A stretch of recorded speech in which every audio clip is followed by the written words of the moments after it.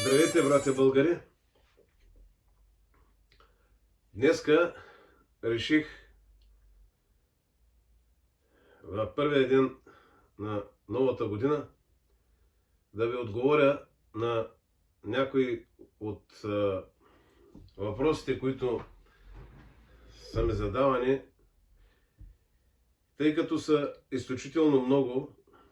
Просто колкото мога ще отговоря сега, защото въпросите са повече от 100, може би 120, и ще се опитам да отговоря на колкото може повече, тъй като хората, интересът им е голям и трябва да направя всичко възможно хората, щом са си направили труда да ми пишат, да се обадят, да искат да зададат въпроси, и аз трябвало от човешка гледна точка да им отговоря. Та започваме така с първия въпрос.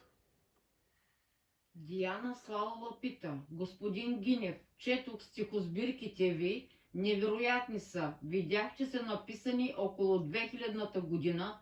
Въпросът ми е: откъде знаехте, че Европейският съюз ще попилее народа ни, а ние ще проспим това?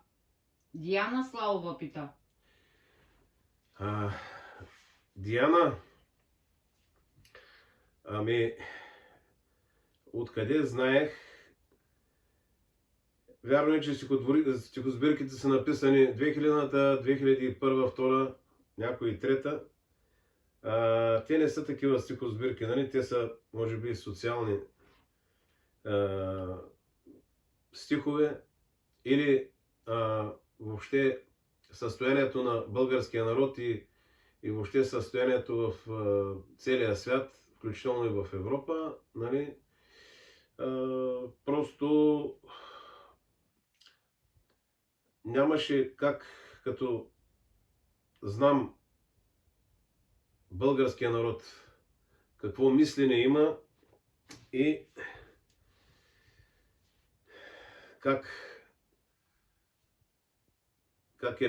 как проспива важни неща, неговото търпение, и достигнах до тая мисъл, за която, за съжаление, се сбъдна това, което съм написал в стиховете, както за българския народ, така и за Европейския съюз и за много други неща. Който е чел стихосбирките,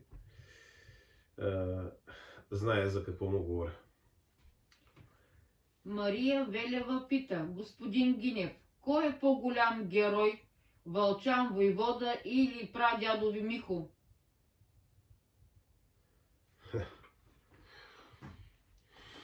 Въпрос, който съм го казвал може би 100 пъти. Не знам защо го задава Мария.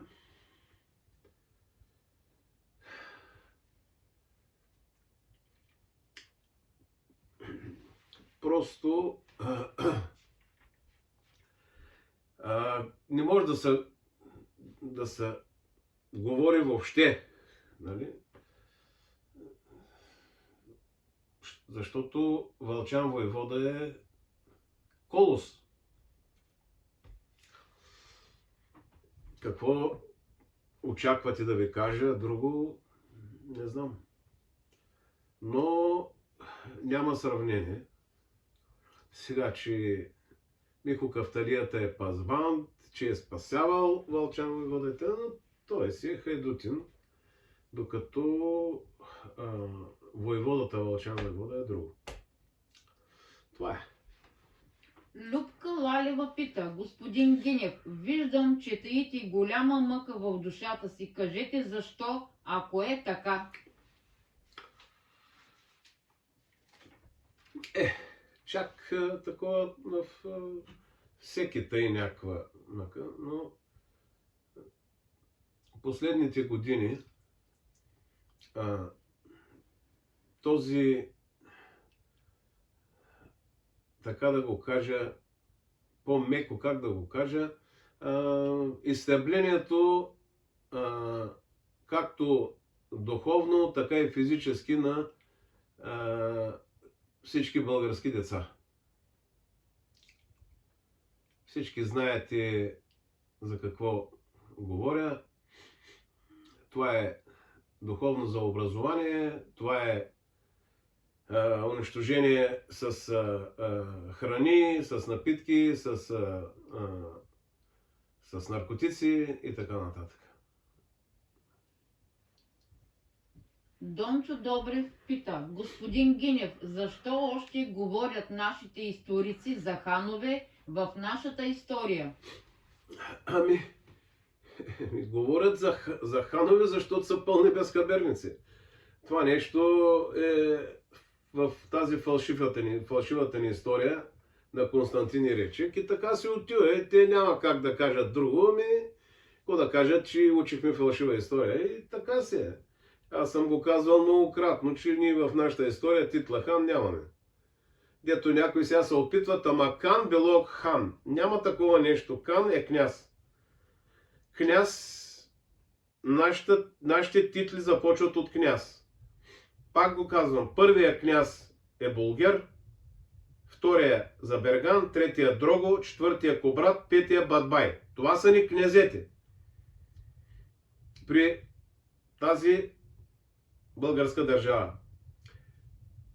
Първият ни цар се казва цар Тервел, който е коронован от Източна Римска империя или Византия за спирането на арабите. Нали? Разбиването на арабите. Да не дойдат на Балканския полуостров и така нататък. Но след цар Тервел надолу всичко е царе. Няма ханове. И най-лошото е, че ние сме тяхните имена, сме ги, истинските имена на тези князе и царе, сме ги изменили така, че просто да нямат нищо общо. Нали?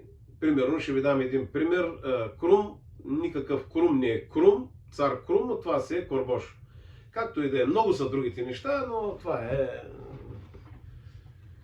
Ами за това го говоря, защото няма представа за какво става въпрос. Пепа Димчева пита: господин Гинев, какво най-много ви тежи сега? Не знам какво точно иска да отговоря, но сега ми тежи най-много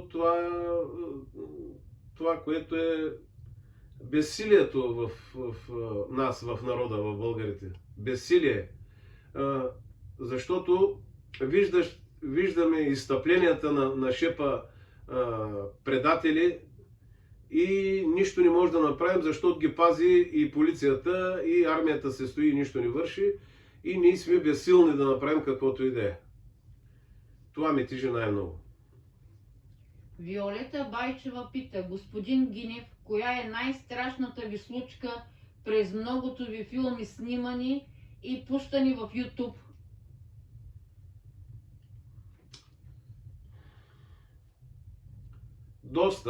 Доста са страшните случки. Имал съм инциденти, както на Ярамаская, така на Ниязлар, така на други, това и на много други места. Но може би в един римски, как да го нарека, кладенец, показахме това предаване. Просто бяхме там беше един мой роднина, който ни показа къде е и тогава, тъй като той не е ходил повече от 30 години там, може и повече, когато са влизали е било едно, имало е ход, който е под лек наклон, долу е имало така около метъри нещо, нали, равно като периферия, надолу тръгва кладенец, много добре издялан, който отива надолу към римски подземия евентуално или някъде си и ни казват, че е 30-40 метра и ни казват 50-60, някои казват 80, както и да е, колко е, не съм го проверявал, но там завързах се за едно дърво и както винаги, викам да завързах се и тук през гърдите, здраво, защото предполагах, че нещо може да не е така и така се случи. Тази периферия, която ми говориш там, вече не съществуваше. Тя е била напълнала се с тези 30-40 години с скал, с пръст и е станало под наклон 80 градуса. Наваляло е дъжд и имаше сняг. Кално, и когато тръгнах с това въже, което държах, подхлъзнах се надолу, държах се здраво, но с едната ръка държах камерата, с другата за въжето и изглежда ме спаси това, че бях се вързал тук през гърдите и успях с ръката да се задържа и бях над самата пропаст, която е без значение колко е, дали е 30-40 или 50-60 или повече, падането ще да бъде фатално. Това е може би една от най-такива ситуации. Имало и много други. Удрял съм си крака, много други, но тази при скачане, пък имаше друг път, когато през обувката стъпалото бях много тежко наранен, но не е било толкова опасно, колкото тази случка. Соня Костова пита: господин Гинев, какво мислите за праотеца си Михо Кафталията и разкажете ни нещо, което не е описано в романите? Какво да мисля? Аз съм го казал. Описано е. Много неща има, които не са казани в романите, защото аз пиша това, което го проверя от няколко места, което е писано примерно от Поп Мартин, от Стайко Байрактаря, от Вълчан Михов, от тези автентични документи. Има много неща, които само са като информация, обаче не мога да ги проверя от 2-3 места. Едно от тях е Вълчан Войвода отива в Цариград, преоблечен като Кадир бей. Но тази случка се случва, когато турците са много афектирани, така да го кажем меко, заради много дързък обир, така нататък, и Михо Кафталията разбира от съвсем случайна такава среща с турците. Михо Кафталията е предрешен, като ага, и в едно кафене чува, че имало човек, който е виждал Вълчан Войвода и ще отиде в Цариград при Великия везир, ако не го приеме султана, при Великия везир и да му каже как изглежда, ако трябва там да се изографиса. И Михо Кафталията, чувайки това, излиза навънка, почва да се чуди какво да направи, и в бързината, те са били на коне, трима турци, той взима и маха едната подкова на единия кон. Когато излизат турците, единия кон почва да накуцва, няма една подкова, турците почва да се суетят, той и така, и Михо Кафталията казва, няма, говорим на чист турски език, взима и казва: дайте коня, аз ще го закарам тук наблизо, веднага ще го подковим, ще му сложим подкова, да може да тръгнете, ама ако ще ме вземете ли с мене и аз за Цариград, защото да не пътувам сам, има бандити, и така става. Михо отива, подковава коня, Михо се връща и тръгва с тях тримата, като знае кой е този, който знае за Вълчан Войвода. И по пътя Нали, те не могат да отидат за един ден, пътува са много време. И когато в един хан вечерта отсядат, Михо Кафталията решава да ги погуби, защото това нещо е много страшно, ако научат кой е Вълчан вода и той е в Цариград. И тогава Михо Кафталията вечерта, когато лягат в хана, той коли двамата и този, който знаещия, който го изкарва го извън хана и започва да го разпитва, да каже всичко, нали, каквото знае, каквото е смятал да казва, откъде го знае. И турчина му казва, че при един обир е бил, нали, тежко ранен или ранен, както и да е, скрива се и вижда Вълчан войвода, като се струпат него и му казват, нали, войвода. И там вече работата става сериозна. И Михо Кафталията казва, кой друг знае за цялата тази работа. И той казва, единственият, на който съм споменал, е един бей, казвам му там, Назив някой си, Назив бей в Цариград. И тогава пита го какво представлява, той му обяснява и после Михо Кафталията го коли и него и кача се на коня си и препуска към Цариград.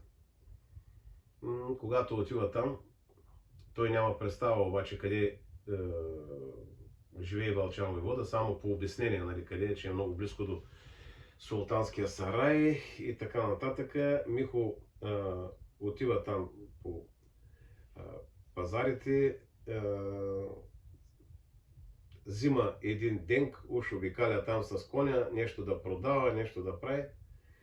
И след ден-два вижда Вълчан войвода, който е на Мегдана, излиза от една гостилница, хан, както и да е. И когато го вижда Вълчан войвода просто не вярва на очите си, че Михо Кафталията се е осмелил да отиде в устата на лъва, но като поздравяват се, като турци, нали, отиват, сядат и той му казва, ти имаш ли, ти полудя ли, какво правиш, как може да дойдеш тук? Той му казва, няма страшно, и му разказва какво е станало и му казва, че има Назив бей, който има информация, дори и бегла информация за него. И Вълчан войвода му казва, че има в кафенето идва такъв Назив бей. Пита Михо какво представлява. Михо му казва, описва му, нали, телослужение, това какво представлява. Той му казва, същия е. И Вълчан войвода, когато отиват в кафенето, Михо Кафталията не влиза вътре, защото там са само от голямото доброто, нали, говорим бейове, там от антуража като бейове, паши и така нататък. И когато Вълчан войвода се разбират като да седне на него, до него да седне и само така да се обърне главата, да го покаже кой е. Михо Кафталията го вижда и Вълчан го предупреждава нищо да не прави, просто, нали, ще му дойде времето, ще го намислят, но Михо Кафталията не си позволява той да остане, защото всеки един момент може, нали, т.е. като не идва турчина, който е видял Вълчан войвода, да отиде при визира или при султана, да вземе да говори, защото, нали, дават една хазна за главата на Вълчан войвода. И било е, нали, зимно време, над вечер, когато то излиза, нали, Назив бей, вижда го, че Вълчан се остава на място, Назив бей излиза, Михо се оглежда насам нататъка и когато излиза, Михо му мята една кама и свлича го там настрани из уличките, из доварите и в тъмното, след без да дочака после Вълчан войвода да излезе, яха коня и още потъмно напуска Цариград и се отправя към село Провадя. Въпрос от ППФ. Господин Гинев, кажете пак за турското робство, че много олигофрени дърдорят глупости. Какво да ви кажа за турското робство? Изговорил съм толкова много неща. Има го в увода на Прикрити истини, малката книжка, има го отначало в предговора в романите. Какво да ви кажа още за турското робство? Казал съм го много пъти. Може би най-злото, най-ужасяващото нещо, което се е служило на българския народ. Просто много хора го потвърждават това нещо, че турското робство е най-голямото зло на този свят. Казват го много от нашите герои и така нататък. Смятам, че който е чел Прикрити истини, нали, преди книгите, романите, може да се запознае какво съм казал. То мисля, че е безпредметно повече да са тези, които говорят че няма турско робство, че това са платени мекерета, които не знаят какво говорят, не знаят къде се намират, изпълняват разни поръчки и така. Не обръщайте внимание. Имало е турско робство, тежко, гадно, зловещо и така нататък. Много хора са избити, както съм казал, 20 милиона българи са избити за 450 години и 20 милиона са напускани в България. Това си е един абсолютен геноцид, много рядко срещан в световната история. Това е. Въпрос от Щелю Гочев. Кажете пак, господин Гинев, нещо за македонците. Ами, казах ви за македонците при няколко към аудиторията. Просто какво да ви кажа за македонците? Македонците са си чисти българи. Това те го и по документи, и по всичко, и по история, и всичко се знае. Това мога само да добавя, че е направено ДНК както на българите, така и на македонци, на тези на балканските народи. И трябва да ви кажа, че македонците са си абсолютно чисти българи. ДНК-то, което е правено, отговаря абсолютно на профила на македонци. Това са чисти изконни българи, които живеят в тази област Македония, както в област Тракия, както в Добруджа и така нататък. ДНК-то какво казва, че 2% имаме в ДНК-то си прабългарска кръв.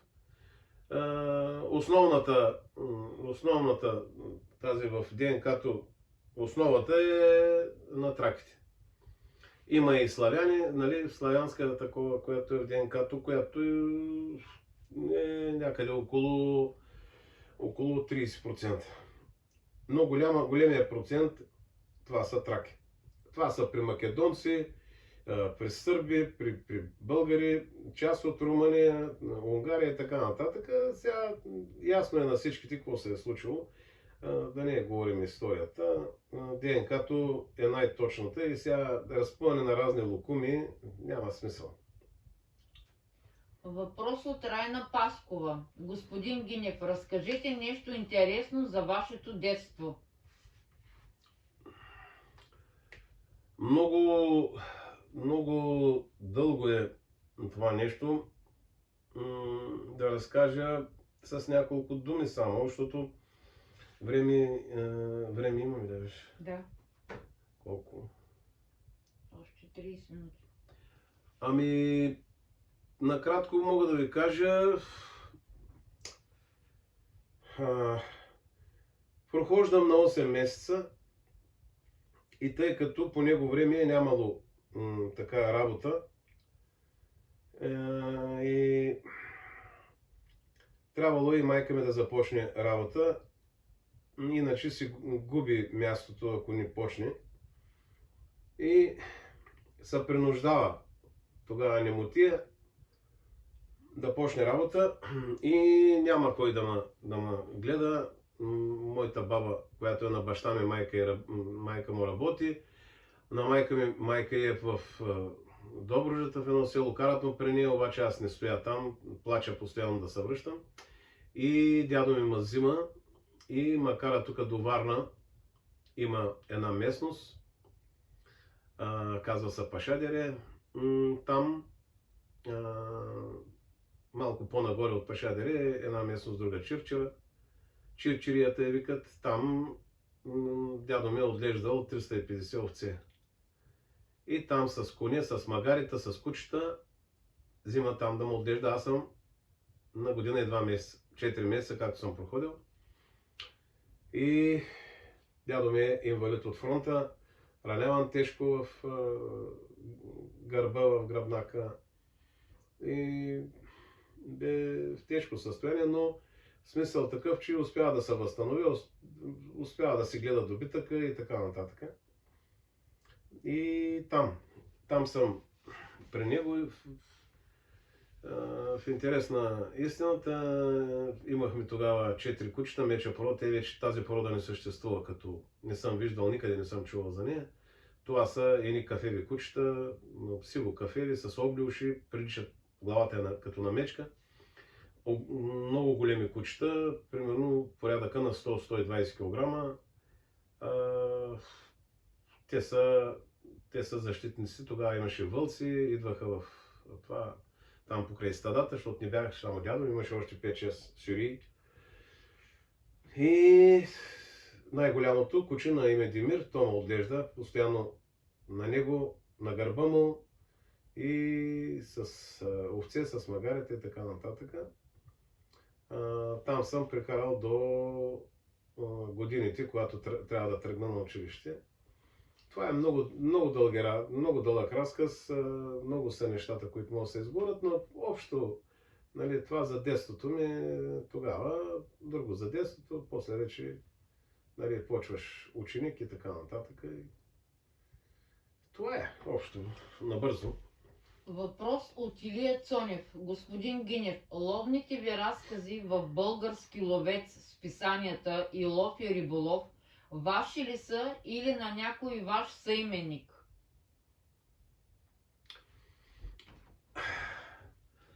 Сега няма какво да шикалкавим, мои са разказите в Лов и риболов и Български ловец, ловни разкази. Писани са отдавна. Познавам лично, нали, които бяха там шефовете, които отговаряха в Български ловец, беше и на Български ловец също ми писах тогава тези разкази, те са доста написани там. Мои са, какво да кажа? Не мога да казвам неистини. Това е. Мои са нещата. Господин Цонев има още един въпрос и пита, познавате ли ловец от Варна, наричан Хищника, със същото име Васил Гинев?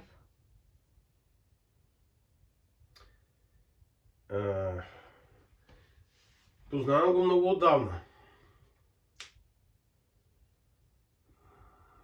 Това не е съименник. Аз съм ловеца Васил Гинев, Хищника. Друго, какво да му кажа? Сега друго не ме е питал. Отговарям само на въпроса. Аз съм. Защо ме викат Хищника? В някое друго предаване. Това не е толкова важно. Не знам защо. Може би някои от ловците се интересуват. Някой, сигурно е ловец човека, щом се интересува от тези неща. Чул е някои неща и така. Въпрос от Радко Манов. Господин Гинев, знаете ли друг герой извън България, който се е борил против турците, както Вълчан войвода се е борил и милеел? Има доста герои. Доста герои извън България. Не са българи, нали? Но да се борят против турците, не за България, за собствената си държава. Ако ме питат, ако ме пита господина, ще му кажа, значи това е граф Дракула. Той се казва Влад Цепеш II, или, както му казват, граф Дракула. Мога да ви разкажа набързо, нали, за него, защото много това са лъжи, че е бил варкулак и разни такива глупости на западните тези продукции. Това са абсолютни глупости. Ще ви кажа за какво става въпрос. Значи има в Румъния този, който той се нарича Влад Цепеш I. Турците се опитват няколко пъти, нали, да превземат там Влашко, но не става. Не могат, безуспешно е. И най-накрая така става, че след няколко опита успяват, но не да ги покорят както България, ами казват на Влад Цепеш I че трябва да плаща данък за всички, които са в Влашко, под него владения, които са хората. Той отначало не се съгласява, но взима двамата му сина. Единият се казва Влад, другия Радо. Влад е 10 годишен, Радо е 8 годишен. Когато ги взимат и казват, те са за залог. Той става, вади сабята, но турците казват, не, защото ще му дрежим главите, и той се съгласява. Взимат Радо и Влад за еничери, почват да ги обучават и след 10 на години Влад Цепеш I почива и на негово място е изпратен Влад Цепеш II, така наречения по-късно граф Дракула. И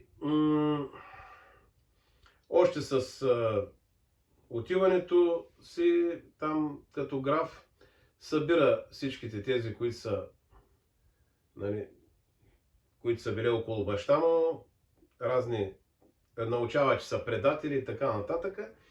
И всичките ги избива и ги набучва на колови от аянството си там, от графството по целия път.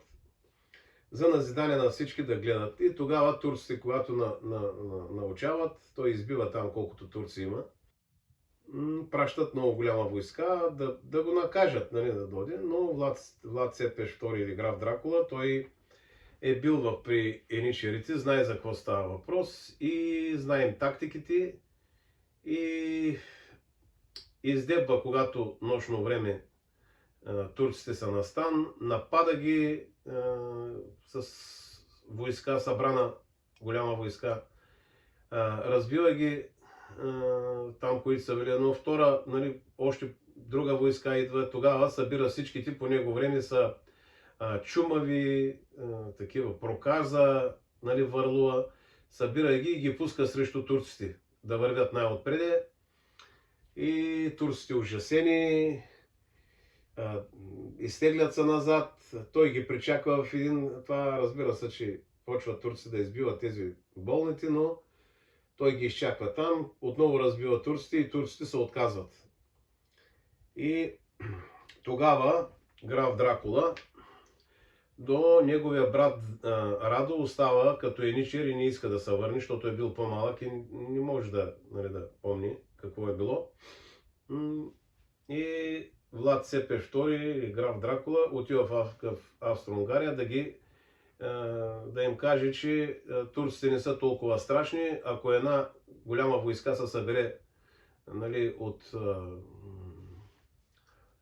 народи, които са това, могат с негова помощ, нали, да ударят турците и да ги изтласкат извън Балканския полуостров, но за жалост, вместо да окажат помощ, те го хвърлят в затвора и Влад Цепеш II или така наречения Дракула умира там. Един много голям герой. отново, още и на тях времена се доказва, че на нито една от западните държави не може да се има вяра и че те са всяка една държава си гледа нейното, гледа си келепира, а другите не ги интересува, както и в момента виждаме както става с много държави, включително и с България. Ами това е разказа за Въпросите. въпроса за другия. Това има ли време? 20 минути. Добре, давай. Няма въпрос. Има? Няма. За битката? Няма.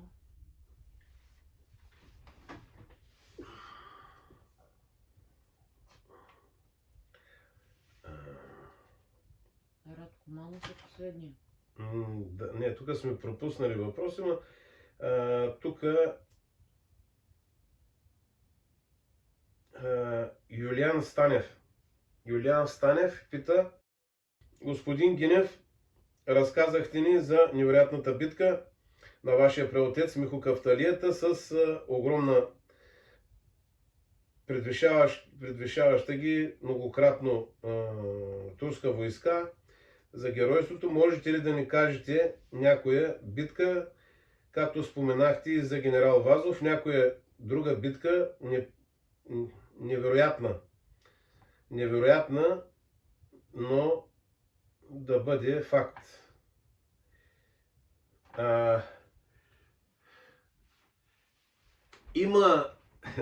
Има такава битка, която наистина дори за мене беше, когато я научих, беше невероятна.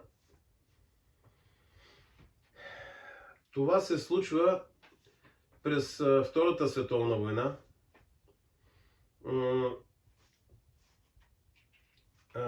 Генерал Щумф, командващ 37-ма танкова бригада,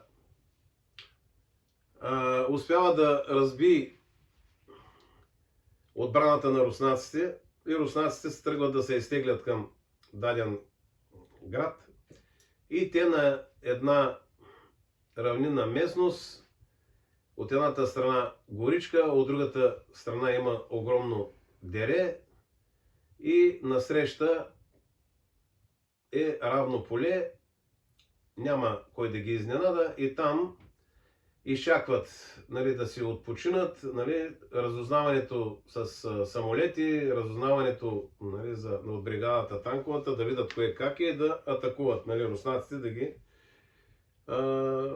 ги разбият. Немското разузнаване обаче съобщава, че към тях на много голямо разстояние, примерно от 10 км, 15, са тръгнали руснаци на коне. И тогава генерал Щум почва да се смее и казва: те руснаци сигурно са превъртяли всичките, толкова може да са глупави да пуснат коне срещу танкови. Просто е смешно. И за да смеха да стане, нали, етапа да стане още по-голям, свежда това до командването. Командването го праща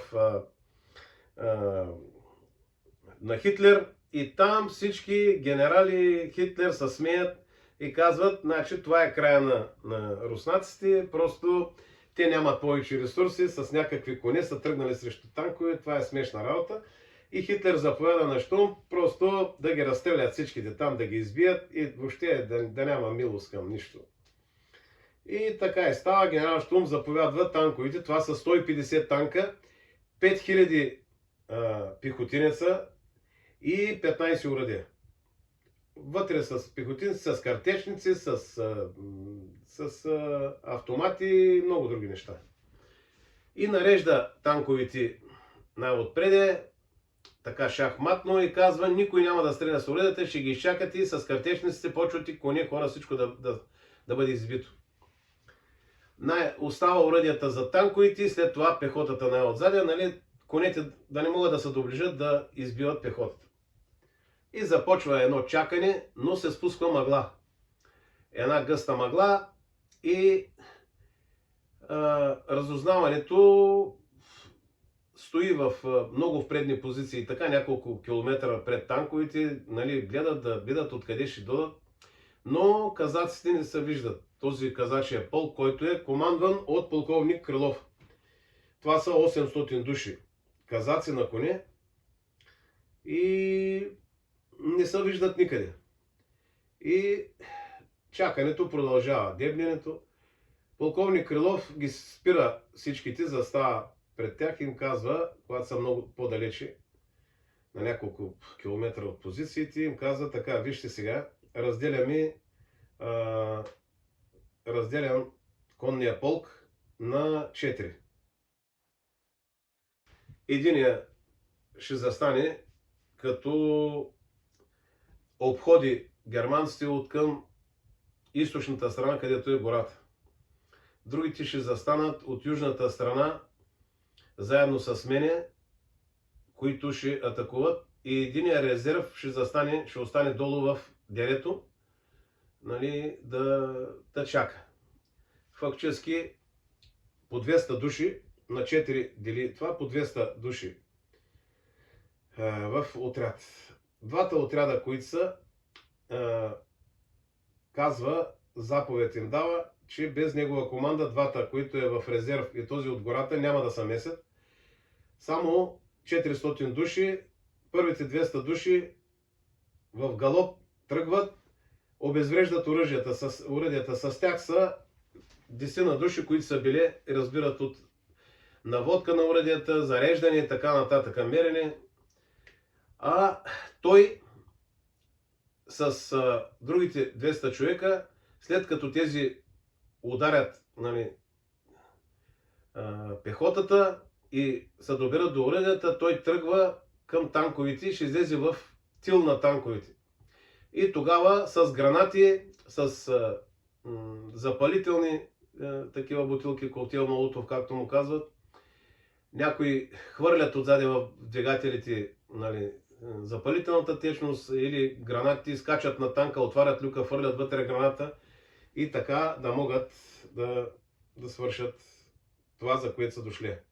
Казва, че възможно е всичките да умрат в този бой, но никой от казаците, от този казачи полк, но там не са само казаци, има много други, нали, народности, но много добри на конете, но по-голямата част са казаци. И в мъглата успяват много тихо придвижване по това дере. Дерето е много дълбоко, в страни от танковите, никой не предполага, че през това дере могат да минат толкова много хора, без да се огадят. Много тихо по дерето минават казаците и обхождат в тил тази немска групировка, 37-ма танкова бригада.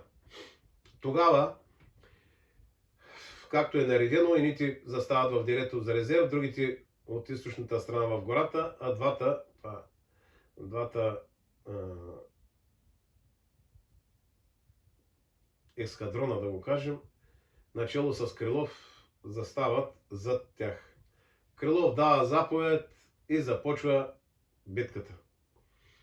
В мъглата се чува тропот, обаче германците не могат да разберат какво става, откъде идва, защото германците нито са подготвени, оръжията им са една страна, въобще никой няма представа, че толкова бързо и толкова ненадейно руснаците ще излязат в тил.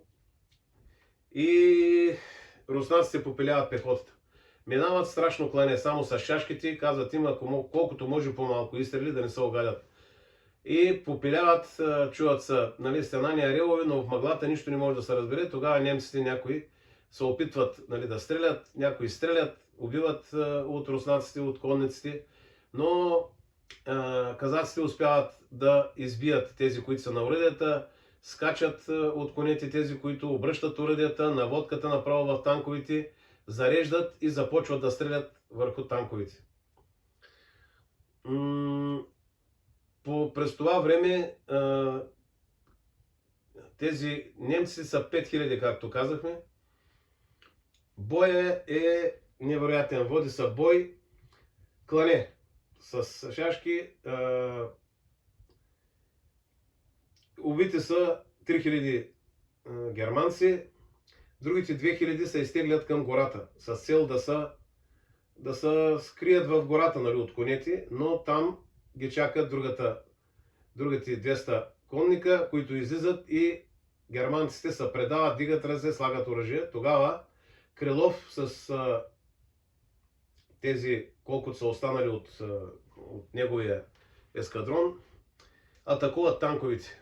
И започват танковите, уредията, колкото са унищожили, започват казаците, пръскат се и опитват се да германците усещат, че вече виждат за къде става, опитват се да обърнат танковите, но вече е много късно. Танковите почват да горят и да избухват един след друг. И когато се води битката, когато излизат вече, нали, танковите завъртат по посока на атаката на руснаците, но конниците са вътре и с танковите, между танковите, почват, късат с гранатите вериги. Разбира се, че почва стрелба и от танковите, падат, нали, руснаци, падат, нали, от конете, много убити коне и така нататък. Но Крилов вижда на една височина щаба на германците, и дето е и генерал Щумф. И с някъде около 50 души препуска направо към тях. Те не очакват това нещо, докато са окопитят, да вземат, да стрелят, падат, убиват някои от конете и от казаците, но Крилов успява да тръгне към Щумф и маха с сабята, но генерала се отдръпва, не можал да го удари. И докато обърне коня, генерала с пистолета стреля върху него, но го пропуска, не го удря. И коня тръгва срещу него, втори път стреля, пак го пропуска, но на третия път го ранява в ръката, в рамото някъде в ръката. Но Крилов пада от коня и генерал Щумф насочва пистолета към него да го доубива. В този момент друг казак минава, удря го с сабята, той изтърва пистолета, но му натрушава с сабята ръката, нали, почти отсича ръката му. И там, които са избити, генерал Щумф и още други офицери са пленени. И какво се случва в битката? От германците са убити 3000 германци, от 150 танка остават читави само 12, които са, нали, превзети. Оръдията всичките са превзети и 2000 германци се предават. Повеждат ги към руската войска и изпраща Крилов един от своите да каже за кой е станало. Никой от руснаците не вярва, не може да повярва. Но загубите на руснаците са много големи. Не са колкото немските, но са много големи.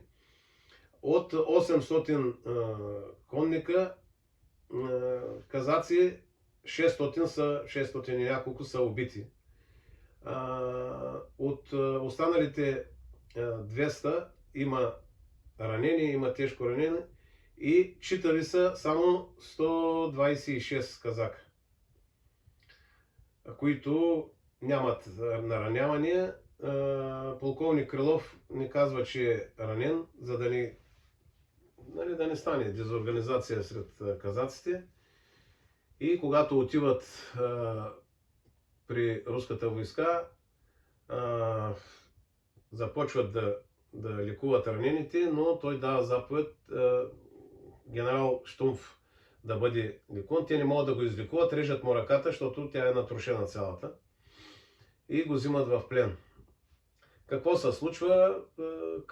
Полковник Крилов, нали, го излекуват, вадят куршума, той оживява и след войната генерал Щумф се връща в Германия и тогава започват разпити, как е станало, как е възможно въобще, и той като един истински генерал приема вината върху себе си и казва, че аз съм виновен за абсолютно всичко, въобще не съм се надявал, че конен полк може да унищожи 37-ма танкова бригада. Пък по време на войната, стигайки това до Хитлер, никой не вярва, изпращат разузнавателни отряди да видят дали е така, дали има такова нещо. Руснаците прибират читавите танкове, другите се остават на полето разнебитени, нали, изгорели и така нататък.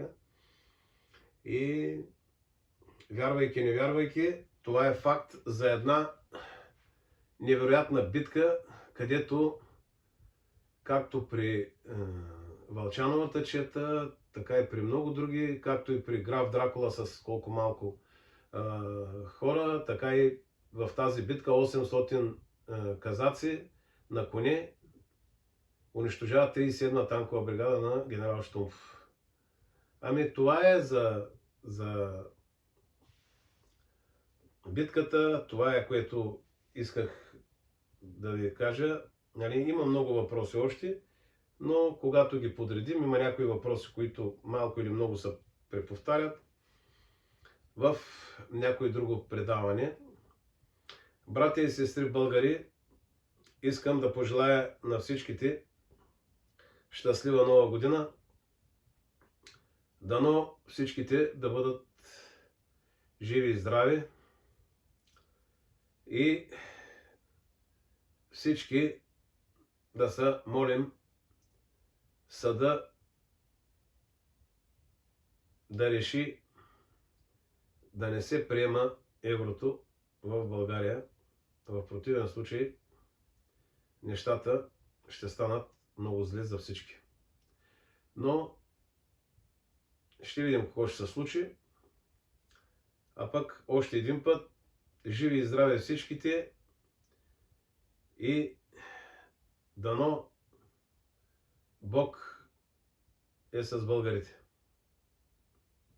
До нови срещи!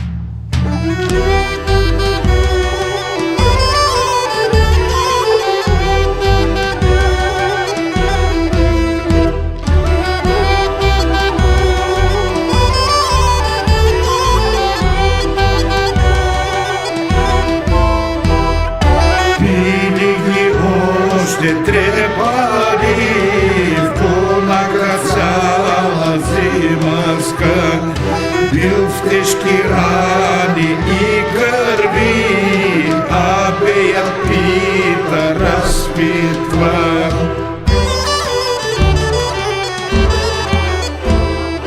Я речи ми, коя думай, кой нощте си ва увази, довадя още прескача високи порти товари.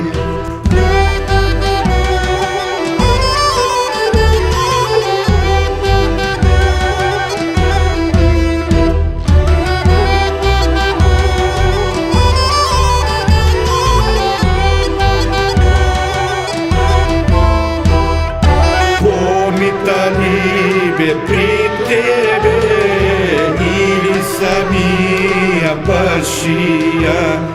Башия още войвода, Вълчана дед му думате.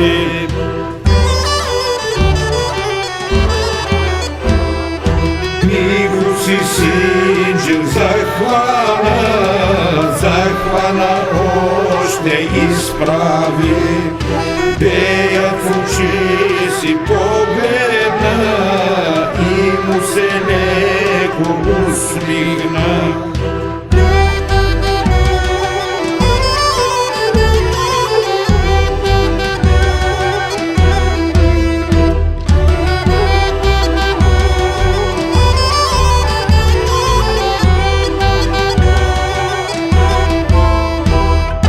Я чуй ме, бейо, послушай, дойдето ще ти по река.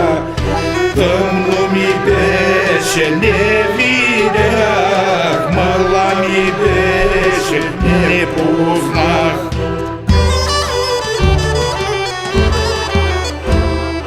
Пея веч песен без нея още нарежда. Утре да го сечете корена сами позлука.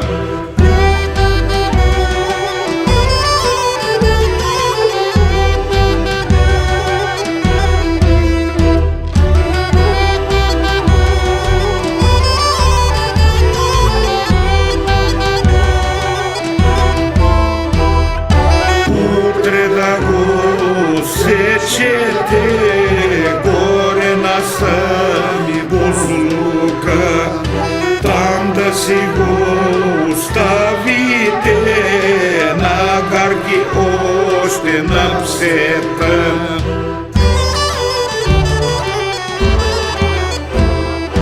Пазвам ти Михо караха, крив ми излезех са път. Михо, пазвам ти посече и при хайдути отиде.